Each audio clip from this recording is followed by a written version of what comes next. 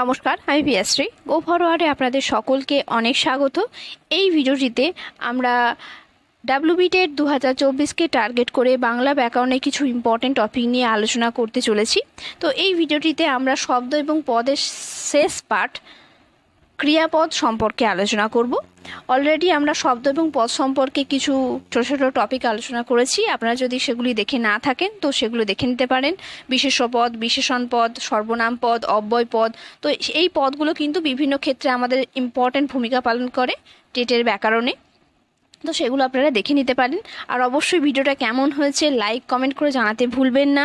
ভিডিওটি ভালো লাগলে শেয়ার করুন বন্ধুর সাথে যারা পরীক্ষার প্রিপারেশন নিচ্ছে। আর চ্যানেলটিকে অবশ্যই সাবস্ক্রাইব করে রাখবেন যদি এই চ্যানেলের ইম্পর্ট্যান্ট ভিডিওগুলো আপনারা পেতে চান। আর আপনারা যদি আমার ভিডিওগুলির পিডিএফ সংগ্রহ করতে চান তাহলে গো ফরওয়ার্ডের যে অফিসিয়াল টেলিগ্রাম চ্যানেল রয়েছে সেখানে জয়েন হয়ে যান। সেখান থেকে আপনারা পিডিএফগুলো সংগ্রহ করতে পারেন। কারণ শুধু ভিডিওটা দেখলেই হয় না, আমাদের রিভিশনেরও প্রয়োজন হয়, প্লাস হচ্ছে কখনো কখনো আমাদের নোটসেরও প্রয়োজন হয়। তাই জন্য পিডিএফগুলো আমি প্রোভাইড করে দিই টেলিগ্রাম চ্যানেলে। আপনারা ডাইরেক্ট গিয়ে সার্চ করতে পারেন বা টেলিগ্রাম চ্যানেলের যে লিঙ্ক সেটা ভিডিও ডেসক্রিপশানে আপনারা পেয়ে যাবেন। তো আজ আমরা ক্রিয়াপদ সম্পর্কে আলোচনা করব। খুব ছোট্ট ভিডিওটি হতে চলেছে, কিন্তু ইম্পর্ট্যান্ট জিনিস থাকবে। আমরা সকলেই জানি ক্রিয়াপদ কী, তবুও সংক্ষেপে জিনিসগুলো আমরা জেনে নেব খুব ছোট্ট ছোট্ট পয়েন্টে, ছোট্ট ছোট্ট নোটসের মাধ্যমে। ক্রিয়াপদ কাকে বলে? যে পদ দ্বারা কিছু কাজ করা বোঝায় তাকে ক্রিয়াপদ বলা হয়। অর্থাৎ যে সমস্ত শব্দগুলো দ্বারা আমরা কিছু কাজ করা বোঝায়, যেমন খাওয়া, স্নান করা, ঘুমোনো, যাওয়া, ঘোরা, দেখা, কিছু করা বা খেলা করা, এই যে যাবতীয় কাজগুলো, যে সমস্ত ওয়ার্ডগুলো আমাদের কোনো কাজ করাকে ইঙ্গিত করে তাই কিন্তু ক্রিয়াপদ।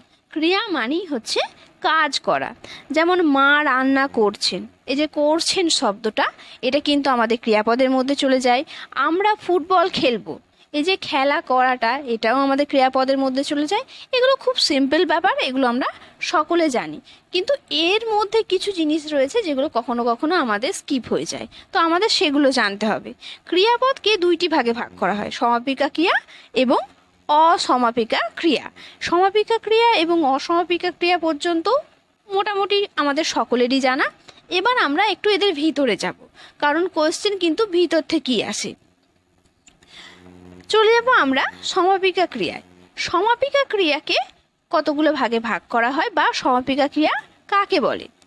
সমাপিকা ক্রিয়ার দ্বারা বলছে যে সমস্ত ক্রিয়াপদের দ্বারা কোনো কাজ সম্পূর্ণ হয়েছে বোঝায় তাকে সমাপিকা ক্রিয়া বলা হয়। এখানে আমার উদাহরণটা দেওয়া হয়নি, তো উদাহরণ আমি একটা দিতেই পারি, যে আমি, এখানে লেখাটা একটু অসুবিধা হয়, আমি, খুব সহজ একটা উদাহরণ আমরা নেব, ভাত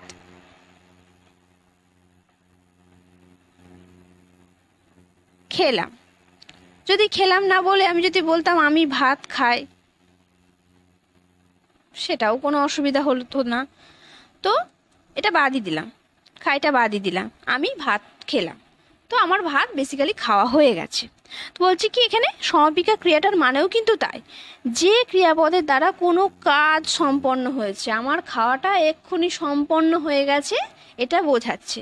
বা আমি খেলা করলাম, আমি গেলাম, আমি কিছু করছি, করছি বললেই কিন্তু আমাদের একটা কিছু ভাব থেকে যায়, তবু করছিটা আমাদের সমাপিকা ক্রিয়ার মধ্যেই চলে আসে। অর্থাৎ যে সমস্ত ক্রিয়াপদ বা ক্রিয়াগুলো দেখে আমরা বুঝতে পারি যে কোনো কাজ একদম কমপ্লিট, অর্থাৎ কোনো বাক্যের গঠন বা অর্থ পূর্ণতা লাভ করে। আমি ভাত খেলাম, এই কথাটা বলার পর নিশ্চয়ই আমাকে আর কিছু প্রশ্ন করতে হয় না, তুমি কি ভাত খেলে? এই যে যাবতীয় যে কোনো কোশ্চেন আমাদের মাথায় থাকে না, যে আমি ভাত খেলাম। তো সমাপিকা ক্রিয়া দ্বারা কি বোঝায়? যে সমাপিকা ক্রিয়ার দ্বারা কোনো কাজ সম্পূর্ণ হয়েছে বোঝায়। এই সমাপিকা ক্রিয়াকে আবার তিনটি ভাগে ভাগ করা হয়। এই তিনটি ভাগ কি কি আমরা সেটা দেখে নেব, কারণ এই তিনটে ভাগ কিন্তু খুব গুরুত্বপূর্ণ। প্রথমটা হচ্ছে সকর্মক ক্রিয়া। সকর্মক, সকর্মক মানে হচ্ছে কর্মযুক্ত ক্রিয়া, অর্থাৎ যে সমস্ত ক্রিয়াপদে কর্ম থাকে। এই কর্ম বা ক্রিয়া, এই শব্দটা কিন্তু খুব গুরুত্বপূর্ণ, কারণ আমরা যখন কারক করব, কারকের ক্ষেত্রেও দেখব এই যে কর্ম বার করা, কোনো বাক্যের মধ্যে থেকে কর্ম খুঁজে বার করাতে কিন্তু একটা কারক চলে আসে, আমাদের কর্মকারক চলে আসে। তো কর্মটা বা ক্রিয়াটা কিন্তু প্রত্যেকটা বাক্যের ক্ষেত্রে খুব গুরুত্বপূর্ণ। তাই জন্য প্রত্যেকটা ব্যাকরণের স্টেপ কিন্তু গুরুত্বপূর্ণ, আমরা প্রত্যেকটা একে অপরের সঙ্গে লিঙ্ক হয়ে রয়েছে, তো সবটা আমরা দেখব।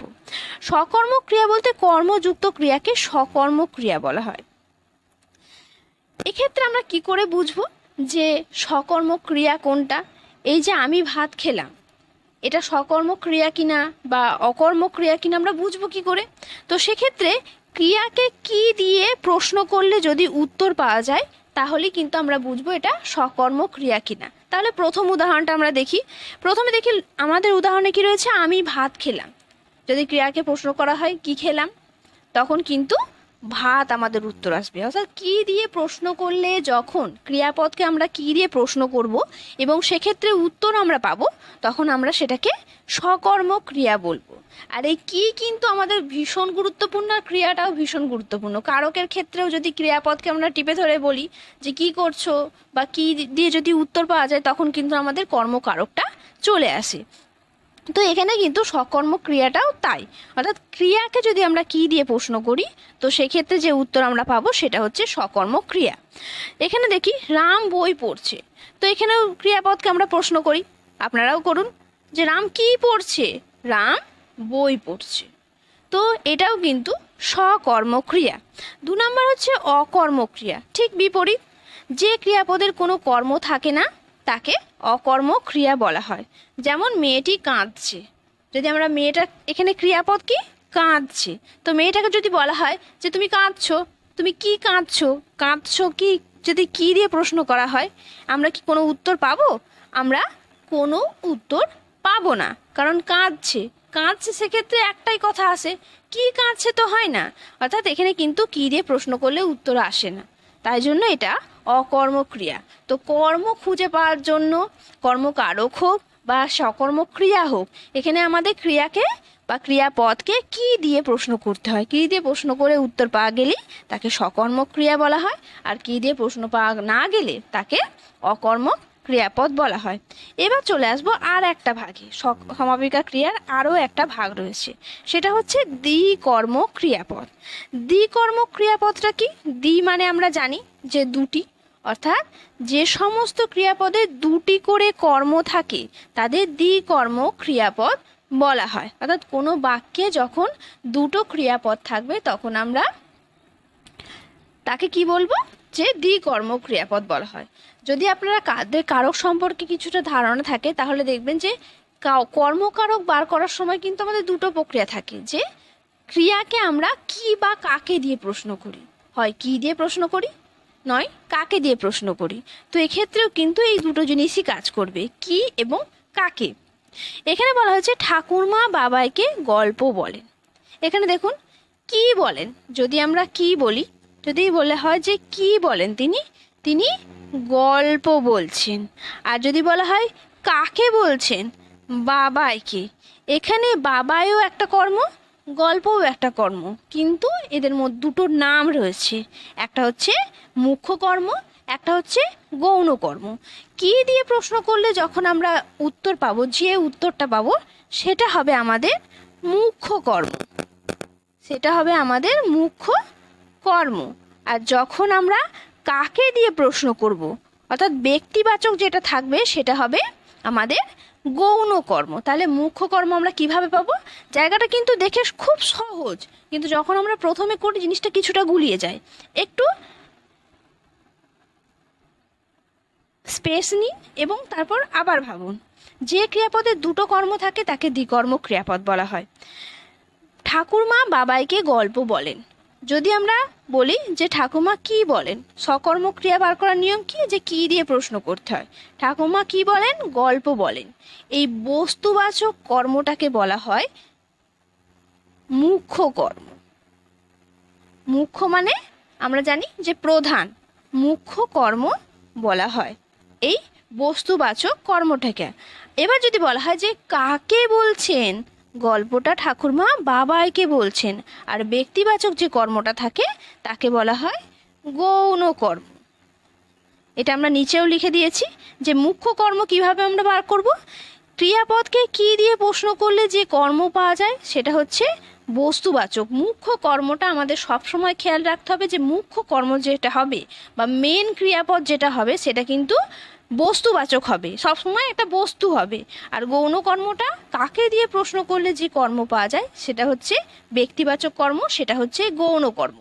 আপনাকে একটা গোটা বাক্য তুলে দেওয়া হবে, তুলে দিয়ে বলা হবে যে নিম্নলিখিত কোনটি মুখ্য কর্ম কিংবা গৌণ কর্ম চিহ্নিত করুন। এই ধরনের জিনিস কিন্তু আসতেই পারে। কোশ্চেন লেভেল দীর্ঘদিন যে কোশ্চেন লেভেলে বা প্রতি বছর দেখা যাচ্ছে যে প্রত্যেক বছর কিন্তু কোশ্চেন লেভেল হার্ড হচ্ছে, তো আমাদের কিন্তু প্রিপারেশনটাও কিন্তু সেই লেভেলে রাখতে হবে। আর শেষটা হচ্ছে আমাদের অসমাপিকা ক্রিয়া। অসমাপিকা ক্রিয়া মানে কি? একদম সমাপিকা ক্রিয়ার উল্টো। যে ক্রিয়ার অর্থ অসমাপ্ত থাকে তাকে অসমাপিকা ক্রিয়া বলা হয়। অর্থাৎ যে সমস্ত ক্রিয়াপদের কোনো অর্থ সম্পূর্ণ থাকে না, কোনো বাক্য যখন অসমাপিকা ক্রিয়া যুক্ত হয় তখন শ্রোতার কিন্তু একটা আগ্রহ বা একটা প্রশ্ন থেকেই যায়। যেমন আমি বাড়ি গিয়ে, দেখুন আপনি যে কথাটা শুনলেন আমি বাড়ি গিয়ে, এখানে কিন্তু একটা কোয়েশ্চেন মার্ক থেকেই যাচ্ছে যে বাড়ি গিয়ে কী করবে, খাবে, ঘুমোবে বা খেলা করবে। এই যে ধরনের একটা অসম্পূর্ণ বাক্য, এই অসম্পূর্ণ বাক্যকেই কিন্তু বা অসম্পূর্ণ ক্রিয়াপদকেই কিন্তু অসমাপিকা ক্রিয়া বলা হয়।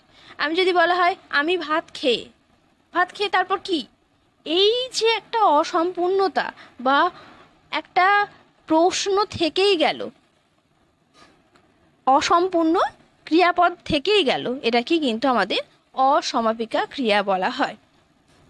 জানি না আপনাদেরকে জিনিসটা আমি কতটুকু বোঝাতে পারলাম, কিন্তু আমি চেষ্টা করেছি যে জিনিসগুলো যাতে আপনাদের সহজে বোঝা যায়। ক্রিয়াপদের ভাগ, ক্রিয়াপদের যে প্রকারভেদগুলো রয়েছে, কিভাবে মুখ্য কর্ম এবং গৌণ কর্ম বার করা যায়। অবশ্যই আপনারা কমেন্ট করে জানাবেন যে ভিডিওটা আপনাদের কেমন লাগলো। ভালো লাগলে একটা লাইক করবেন। অবশ্যই কোনো যদি প্রশ্ন থাকে, কোনো জায়গায় যদি আপনাদের মনে হয় যে আমি কিছু ভুল করেছি, আপনারা অবশ্যই আমাকে কমেন্ট করে জানাতে পারেন, কারণ ভুল মানুষ মাত্রই হয়, সেক্ষেত্রে আমি শুধরে নেওয়ার চেষ্টা করব। আর অবশ্যই যদি চ্যানেলে প্রথম হন তো চ্যানেলটিকে সাবস্ক্রাইব করে রাখবেন, যাতে এই চ্যানেলের প্রত্যেকটা ভিডিও নোটিফিকেশন আপনারা পেতে পারেন।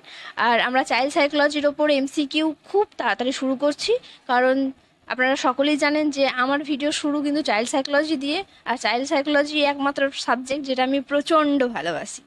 তো ভিডিওটি প্রথম থেকে শেষ পর্যন্ত দেখার জন্য আপনাদের সকলকে অনেক ধন্যবাদ। নমস্কার, আজ এতটুকুই। আবার কাল আসবো একটা নতুন ভিডিও নিয়ে। নমস্কার।